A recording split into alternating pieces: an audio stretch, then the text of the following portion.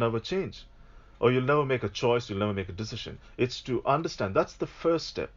So if you've set goals, if you've made a new resolution going into 2019, what is the first? The first step is to understand, why is this important to you? Why?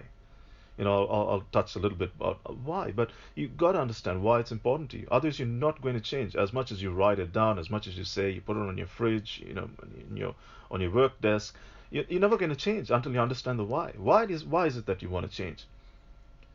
And determining those choices and those decisions that go with it. And you've got to think about things like maybe you want to start a new career, I don't know, lose weight, stop smoking, stop drinking, that is, start exercising. So whatever the changes, be sure to understand that why you want to change is very important. Why is it that you want to change? So you need to take a moment to think about this when I speak about this. It's take a moment to think about a time in your life when you made a successful change or developed a new habit. Think about it. When was it that you actually developed a new habit? And that new habit came about this thing called change. What was the motivation behind that change? So, why did you develop this new habit and why did you change? And what was the motivation, the most important thing? And why did you want to change? And the motivation behind the change? I know that's a bit early this morning, but stay on track with me. So, and in saying that, what is your attitude at the time? What was your attitude at the time? What obstacles and barriers you had to overcome to be able to do that, to have this change, to go through this change? What is your level of readiness to change will determine how successful you are, and also how much of time you take to do it. See, once you make a decision to change, you must practice this new behavior at least one, you know, 2, 3, 4 times a day, no matter what that, what behavior you want to change, if whether it be your attitude, whether it be a certain thing you want to change, in order to make it lasting. I always give the analogy of three cats sitting on the fence. A lot of you've heard this on the segment as well. It's about decision. Again, I'll get into decision and probably in the next after the break a little bit more.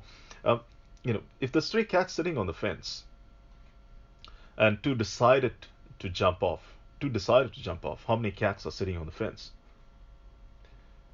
Well, there's three cats still sitting on the fence because deciding to jump off and actually taking the leap and taking the next step are two different things. What allows some people to change while others don't?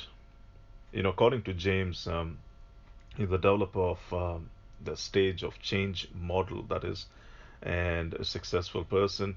I don't want to get too much into that, but people cycle through this distinct set of change when making changes in their life. From not being interested in making any change all the way through to maintaining a change after it's already been made. I mean, this is the real challenge for yourself. This is the real challenge for everyone. Because resistance is always this initial response of making a change, isn't it? Sometimes people don't see the positive side of change until it's there and it's shown and they start to achieve that. And I always say this change is a choice. Again, I always talk about choices and talk about circumstances. Again, change is a choice. It's something we not only have to decide to do, but need to, as much as we make a decision and decide to do, we need to take action about it. And the more you go into this, and once you've decided to change, and once you start taking action about it, you start feeling a lot better, isn't it? You start feeling better. That you build a great attitude about yourself, and that is what's phenomenal about this whole thing about change for the better. You build a great attitude about yourself because now you're being fulfilled with what and life itself.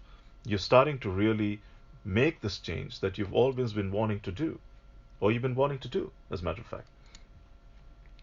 So it's about embarrassing Embarrassing. Come on, man. Ryan, get it right this morning. So it's about embracing, really embracing this concept of changes, and that's a big thing. It's a big thing for everyone. It's not easy. Many people think that they don't have a choice when it comes to change, and why? Because sometimes this thing called fear, guilt, I don't know, love, pain, time management, even court order, as a matter of fact. So what motivates one person doesn't motivate another. There are different motivating factors for each individual. So everyone reacts differently to change, whether it be whether it be voluntary, whether it be mandatory, whether so it's up to each individual how and what is it that they want to change. And this concept and this thing of why is that we need to do. Until we understand the why, the change is never going to happen. You will never take the next step. So when you've made your New Year resolutions and you've said, okay, this is what I want to do. Now, think a little deeper into that. As much as we write it down, say, yeah, this is what I want to do. Maybe I want to quit smoking. I don't know. Maybe I want to quit smoking. And until you understand the why is it that you want to quit smoking, you're never going to stop. Pretty much like what Brian and Warren said in a couple of segments earlier. You need to understand the why. You need to understand why is it that you need to stop smoking. That's just an example. As much as just writing it down, I just want to stop smoking. For what? Why? So until you understand the why, you're never going to stop. See, start making a change, you got to let go of the certain assumptions of and ways of doing things to make room for new ideas. You got to work on it one day at a time until you feel comfortable, and it's going to be uncomfortable. Once you start going into what is it that you want to change, it is going to be very uncomfortable. But when you start going through it one day at a time and taking those baby steps and working on it, and putting it into practice, you start then feeling comfortable with this whole thing called change. Often it comes to play when I speak to people that increase, and one of my clients it just came to mind. Just one of my clients was constantly complained, and pretty successful person, has his own business for himself, and pretty very successful. Well, he's the CEO of his business, and he said to me, he said, Ron, I don't have 30 minutes to go to do a walk or to go for a walk 30 minutes a day. I'm a very busy person. I don't have the time, you know, and it's tough for me. It's hard for me, but I really want to do it. And what do I need to do? And I said to him, said, look, my solution is and I suggested just several, maybe 2 to 5 minutes a day, or maybe 2 to 4 minutes a day, which would equal to about 30 minutes throughout the day. Just stand up. He's got his business has 3 floors. So I said, why don't you just take a walk around your building? Why don't you take a walk around and say hi to your employees at some point in time, maybe during the day, over maybe 2 to 5 minutes or 2 to 4 minutes, and walk upstairs, downstairs. Just go and do that for about 30 minutes throughout the day.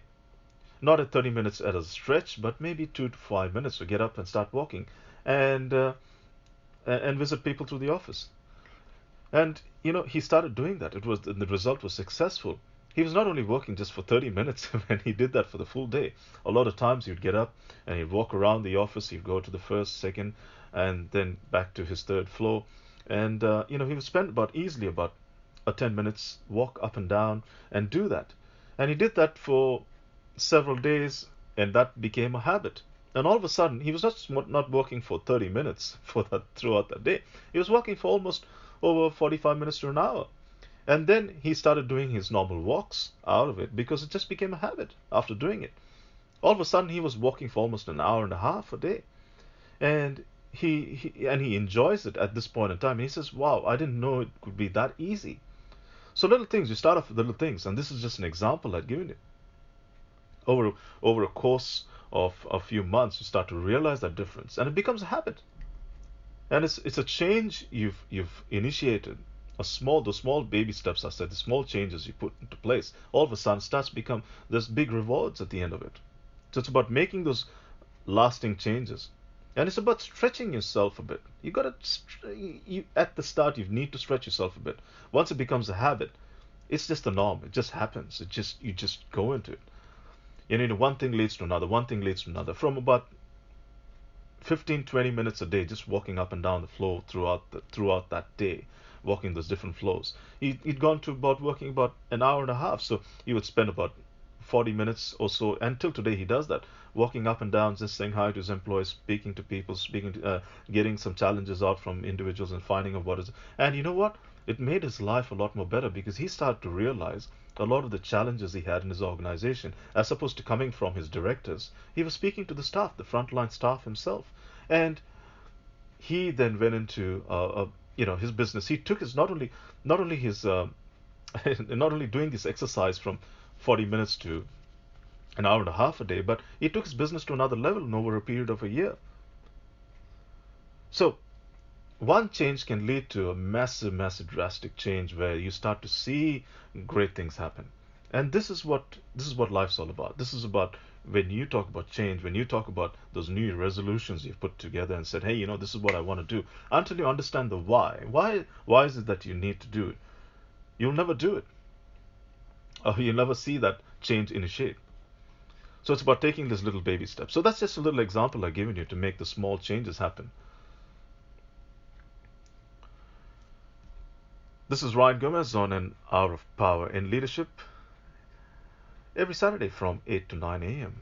We're streaming live on the web, that is allthews.kcradio.com.au, and we are locally on the dial 97.7 FM.